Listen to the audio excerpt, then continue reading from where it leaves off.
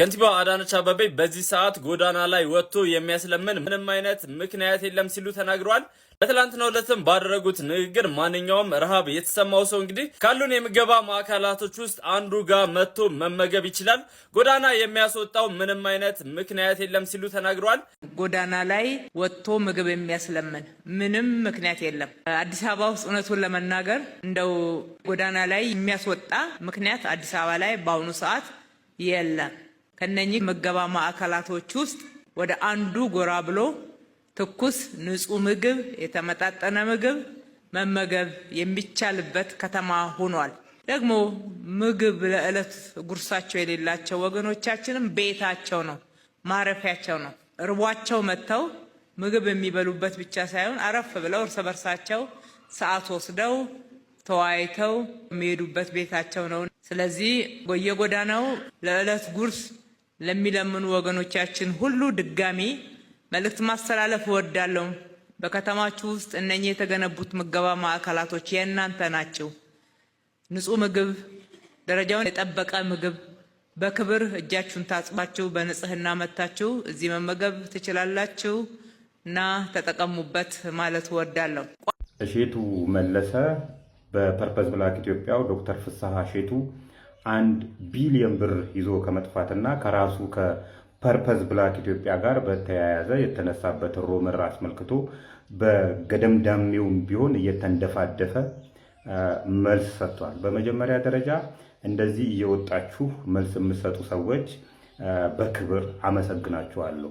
ምክንያቱም የረሳንላችሁ የመሰላችሁ አጭበርብራችሁ ሀብታም የሆናችሁ ሰዎች እንደዚህ እየወጣችሁ መልስ የምትሰጡበት ጊዜ ስለደረሰ የምትወጡና ነገሮችን የምታብራሩ ሰዎች በግሌ አከብራለሁ፣ አመሰግናለሁ። ነገር ግን እሼቱ መለሰ ከመለሳቸው መልሶች መካከል እኔ የሰራሁት ማስታወቂያ የፐርፐዝ ብላክ ኢትዮጵያን የፋርም ሴክተሩን እንጂ የሪል ስቴቱን ሴክተር አይደለም የሚል መልስ ነው የሰጠው። ይሄ በሌላ አባባል ዶክተር ፍስሐ እሼቱ ይዘው ሄደው ብር እኮ የሪል ስቴቱን ብቻ አይደለም እኮ ሼር የገዙ ይሄ የፈረደበት የአዲስ አበባ ህዝብ አለ። ኮንሱመሩ አገራችን ሰፊ መሬት አላት። ስለዚህ እዚህ መሬት ላይ የተለያዩ ኮንሱም የሚደረጉ ነገሮችን ቲማቲም፣ ሽንኩርት ምናምን እናመርታለን የሚሉ አንዲት ቀን ማረሻ በእጃቸው ይዞ የማያውቁ እጃቸው የሚለሰልስ ሰዎች ይመጡና የግብርና ባለሙያ ይሆናሉ። የተመረቁበትም የግብርና ስራ አይደለም፣ ግብርናን ጭራሽ የማያውቁ ሰዎች ይመጡና ሽንኩርት እናመርታለን፣ በርበሬ እናመርታለን እያሉ ሼር እንድንገዙ። ይሄ አንዱ ዶክተር ፍስሐ እሼቱ ነው። እንግዲህ በዚህም ኑና ሼር ግዙ አዲስ አበባ ላይ በርካሽ ዋጋ ከገጠር አስመጥተን ምናምን ብሎ ተንተባትቦ ህዝብ በልቶ፣ በተጨማሪም ደግሞ ሌላ የሪል ስቴት የመኖሪያ ቤት ችግር ስላለ ደግሞ 1.5 1 ሚሊዮን ብር ምንም መሬት ባይኖሩ ሜክሲኮ ላይ ፒያሳ ላይ መሀል ፒያሳ ላይ ቦታ እንኳን ሳይኖር ቤት ሰርቼ እሰጣችኋለሁና አምጡ እያለ ተቀብሎ ነው እጥብ አድርጎ አሜሪካ የገባው። አሜሪካ ከገባ በኋላ የመንግስት ሰዎች ሊያሰሩኝ ስላልቻሉ ኧረ እባክህ ተው እንጂ ዋቴቨር ኤኒዌይ ዶክተር ፍስሐ እሼቱ ይዘው የጠፉት 1 ቢሊዮን ብር የሪል ስቴቱን ብቻ አይደለም ከግብርና ሴክተሩም ላይ ነው ይዘው የጠፉትና እቺንም አስብባት። አመሰግናለሁ። እሼቱ መለሰ ለአውንታ በርሲሳ ምላሹን ሰጥቷል። ባለፈው እንደዘገብኩላችሁ አውንታ በርሲሳ የፊንቴክ ኢንቨስትመንት ግሩፕን ማስታወቂያ የሰሩ ቲክቶከሮችና ታዋቂ ግለሰቦች ተጠያቂ ተደርገዋል። ነገር ግን የፐርፐዝ ብላክ ኢትዮጵያን ማስታወቂያ የሰራው እሼቱ መለሰ ተጠያቂ አልተደረገም። በመሆኑም ተጠያቂ ሊደረግ ይገባል በማለት ሐሳብ መሰንዘሩ ይታወቃል። ይህንንም ተከትሎ እሼቱ መለሰ ሐሳቡን ሰጥቷል። በሐሳቡም ላይም እኔ ለፐርፐዝ ብላክ ኢትዮጵያ የሰራሁት ማስታወቂያ የቀለብ ከገበሬው ፕሮጀክትን ነው። ይህም የግብርና ምርቶችን በቅናሽ ዋጋ ለህብረተሰቡ ተደራሽ የሚያደርግን ፕሮጀክት ማስታወቂያ ነው እንጂ የሰራሁት የሪል ስቴት ማስታወቂያን ለፐርፐዝ ብላክ ኢትዮጵያ አልሰራውም ብሏል። በተጨማሪም ከ2015 ጀምሮ ከሲፎን ጋር የሪል ስቴት ማስታወቂያ ውል ስለገባው በምንም አይነት መልኩ ለፐርፐዝ ብላክ ኢትዮጵያ የሪል ስቴት ማስታወቂያ የምሰራበት ህጋዊ መሰረት የለኝም በማለት ሐሳቡን ሰንዝሯል። ይሄ ነገር ወዴት እያመራ ይሆናል? ሰላም ለሀገራችን፣ ሰላም ለህዝባችን። ይህ ሰውየው ኒውስ ነው። ወይዘሮ አዳነች አቤቤ ከንቲባ ብቻ ሳይሆን እናት ናት።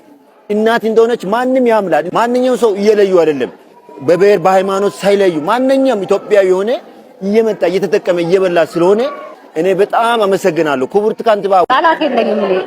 ቃላት የለኝም። ችግሬን በጣም ነው የሚቀርፍልኝ። ሲርበኝ ወዴትም አልሄድም። አሁን ግን እዚህ መጥቼ ይሄንን ተመግቤ ሄጄ ቡናዬን አፍልቼ እጠጣለሁ። ስለዚህ በጣም ነው ደስ ያለኝ። የኢትዮጵያን መንግስት እግዚአብሔር ያክብርልኝ። አሁን ነው ገና እኛ የደላን። አሁን ደህና ኑሮ ላይ ነን። በጣም ደስተኛ ነኝ። አሁን ይህንን ነገር አየነው። ከፍል ውሃ የመጣ ነው። የፈረሰ ቤት ነበረ፣ ከዛ ይተሰጠን። አሁን ደህና ኑሮ ላይ ነን። ከዚህ በፊት ዳኛው ነበረ የምመገበው። አሁን በክራንች ስለምሄድ መንገዱ ራቀኝና ቋረጥኩት። አሁን ሲጀመር ነበር የጠበቅኩት፣ ዛሬ ተጀምሮ መጣሁኝ። በጣም ደስ ብሎኛል። እየገዛሁ ነው የምበላው። ለመጋገርም አይመቸኝም አካል ጉዳተኛ ስለሆንኩኝ ማለት ነው። ስለዚህ ዛሬ ተከፈተ፣ በጣም ደስ አለኝ። ዛሬ የራሳችን ሽንት ቤት የራሳችን ውሃና መብራት ለፈለገን ሆነን ይሄ በእውነት እግዚአብሔር ይሄን ላደረጉልን ለዚህን የመሰለ ላሳየን ለመንግስትም ትልቅ ምስጋና።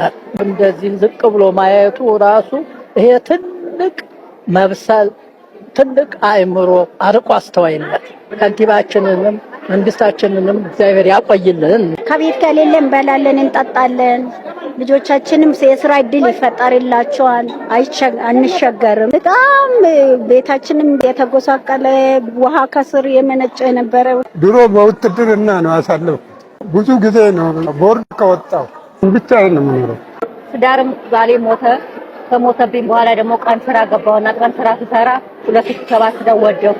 አሁን ወድቄ ያው ድንጋይ ስለመታኝ አካል ጉዳተኛ ሆንኩ። የውድቃት በጣም ጎስቋላ፣ ጽዳት የሌለው በጣም አስቸጋሪ ነበር።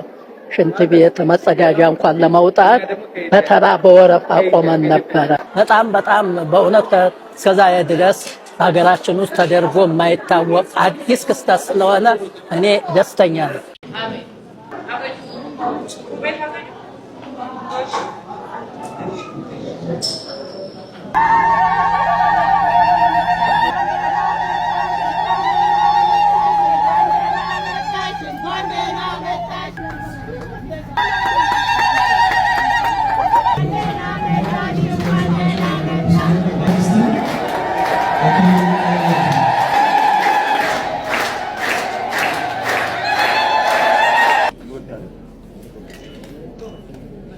ይቀመጥ ያመጣሉ።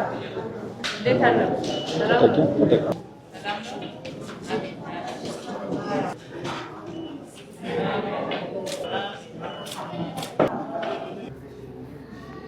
ዛሬ ደስታ ነው።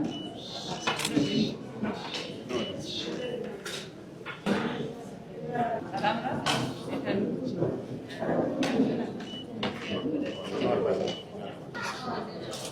ሰላም ነው።